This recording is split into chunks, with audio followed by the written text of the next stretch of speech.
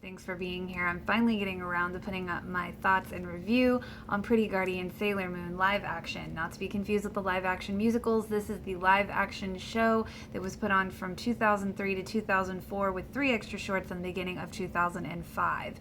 The official episodes were 1 through 49 with the extra Act 50, We're Getting Married or The Wedding. I like to call Pretty Guardian Sailor Moon, I like to abbreviate it PGSM just to make it easier, so I will be saying PGSM throughout these videos. I haven't decided how many videos exactly I'm going to be doing. I'm going to try to put as many reviews of, I'm going episode to episode. I'm going to put as many episodes as I can into one video without making it super, super long, because like I said, there are officially 1 through 49 plus the 50th, so I say 1 through 50 episodes. And then, of course, the 3 little shorts. I will be reviewing everything, but like I said, I'm not exactly sure in which way I'm going to do it. I was originally going to do it arcs 1, 2, and 3 because it is acts 1 through 12 is the first arc, and that goes pretty well with the manga. 13 through 28 is kind of going in its own direction, and then 29 to 49 is actually the remainder of the episodes, and then like I said, there's Act 50. So I'm going to just go episode by episode, and we'll just see how it plays out and how many videos I have here. So right off the bat, I just have to say that I was not expecting how completely just enthralled I would be in this show. I mean, I knew that I would probably like it, but it went above and beyond my expectations. I was smiling so hard from ear to ear throughout this whole thing, mostly. And the emotion is so real, and I'm so glad that I watched it when I did, because I think I honestly, if I had watched it sooner in my lifetime, I don't know if I would have appreciated it as much. So, but I had a deep appreciation of PGSM at this juncture in my life. So it was super fun, and I can't wait to get into my ideas and thoughts on each episode. So let's get into it. So like I had previously said, this does go along with the manga, the first 12 episodes, pretty closely. And I did notice that. It was something that I noticed right away, that they did take elements from original Sailor Moon and the manga, as well as they made up elements of their own, and they just created this amazing, another amazing Sailor Moon platform. Right off the bat, I have to say I loved Luna. Instead of being a real talking cat, she's a stuffed cat that comes to life. I kind of disliked it initially at first, but honestly, I kind of fell in love with her soon. I just was like, oh my god. And her voice, the voice actor did a great job. So I absolutely love that. I did think it was funny with the transformation sequence, because it was like one boot at a time. I don't know why that stuck out to me, but it did. I know it might be weird. I might be the only one, but it did stick out to me. I was like, one boot, huh? I don't know why that stuck out to me. I have no idea. Like I said, it's weird. I'm probably the only one. And I did also, another thing that really stuck out to me was the fact that they, of course, didn't have the hairstyles until after they transformed into the Senshi. And I was just kind of like, oh, well, I guess that does make a lot more sense, for the whole disguise thing. That really does make sense, because I know people have always said, how do they, on the original Sailor Moon, they'd be like, how do they not know that she's Sailor Moon? Because hello, the hairstyle. And it's like, yeah, I get it now. One funny thing is that for the con that I went to last year, I had bought a wand overseas that was cited as Sailor Moon, and I thought, oh, that can't be right. I mean, like, I thought they were just, playing off of it because it was a crescent moon, but come to find out, the wand that I got is actually like the one she uses in PGSM. So I was like, oh my god, it was just meant to be that I didn't even realize it because I hadn't watched PGSM yet. So I had no idea, because it just didn't look like the, what you think of with the Sailor Moon wand. So I was like, oh, so that's what they meant. I do have a Sailor Moon one. It's just a PGSM one.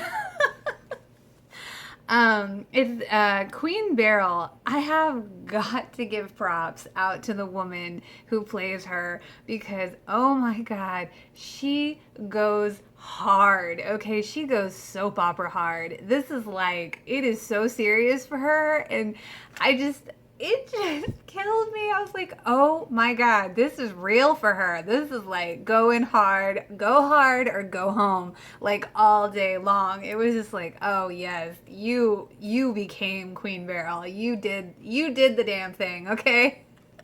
Initially on the first episode, I was just like laughing so much through it because it was just like, oh my god, this is so amazing. And I will say that Mamoru is like on point with his coldness. Okay, he was always kind of a jerk in the original Sailor Moon, but man, with his coldness on this one, he is like on point. But at the end of this episode, I was just kind of like, okay, this is totally awesome, and I seriously binge watched all 50 episodes and plus the 3 extras in like 2 days because I just could not stop watching it. I was just like, oh my god, where has this been all my life? But like I said, thinking on it, I don't know if I would have appreciated it as much if I'd watched it sooner because it was just meant to be that I was like, you know what, I want to watch that now. Like I need to watch that, and it is true, I did, and it was awesome. Okay, so moving on to Act 2. Again, Beryl was coming hard, taking it seriously. The secret room in HQ was actually really cool. I really liked how they did that in the live action. One funny part was when Usagi was talking about Ami and she was like, it's like she's from another planet. I just thought that was the funniest line because technically they all are. I really enjoyed how the friendship of Ami and Usagi was specifically portrayed in PGSM.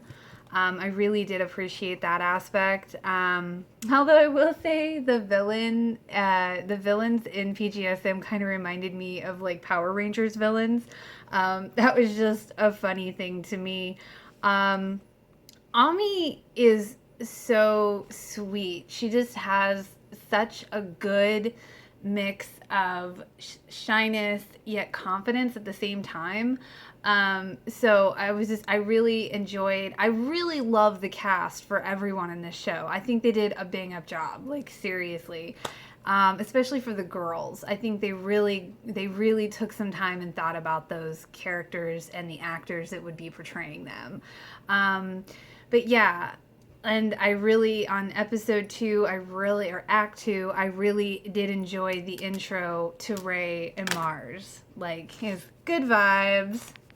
And speaking of Ray, we move on to act 3. And I'm just going to say that, Ray is so serious, as they all are. I come to find. Ray is just so serious, which is good, but it almost came off as a little troubled to me.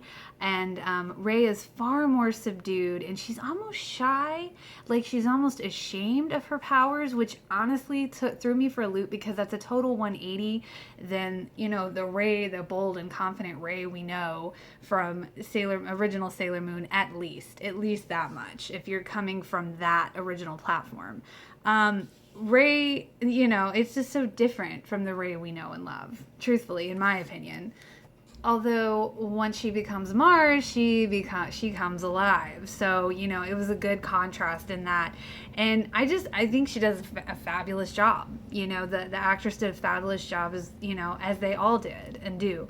And it did throw me for a loop though when she didn't want to be friends with them. And what threw me for a bigger loop is the fact that she didn't like karaoke because hello, she loved to sing in original Sailor Moon. So it always threw me so much because I was like, she loves the karaoke. She loves to put her talents on display. And it was just like, she's like, no, I'm not going to do it. And I'm just like, wow, this is so different. So that was just a really funny thing to me.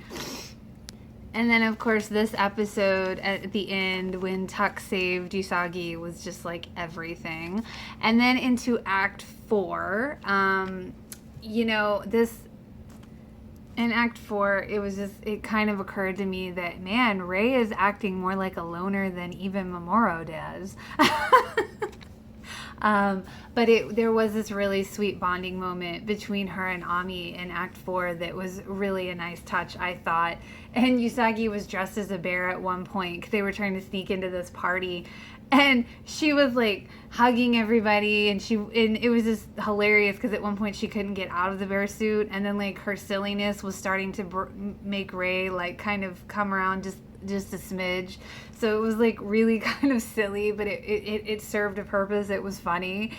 And then it's funny because they end up doing karaoke and singing C'est la vie, because that is like the song of this show. But yeah, when Usagi was singing C'est la vie and Tuck smiled at her, oh my god, that was like so adorbs.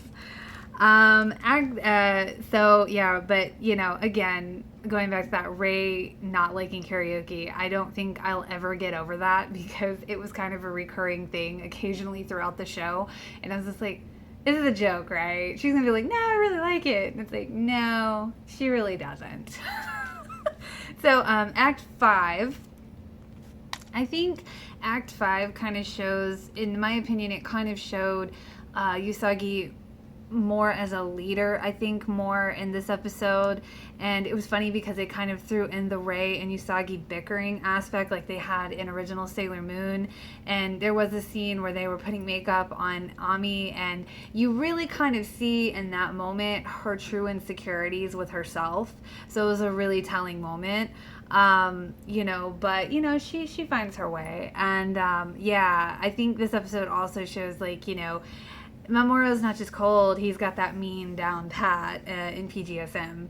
So, yeah, so I'm going to stop this at Act 5, and I'm going to pick up the next video at Act 6, because we're already at 12 minutes, and I don't want these videos to go too terribly long.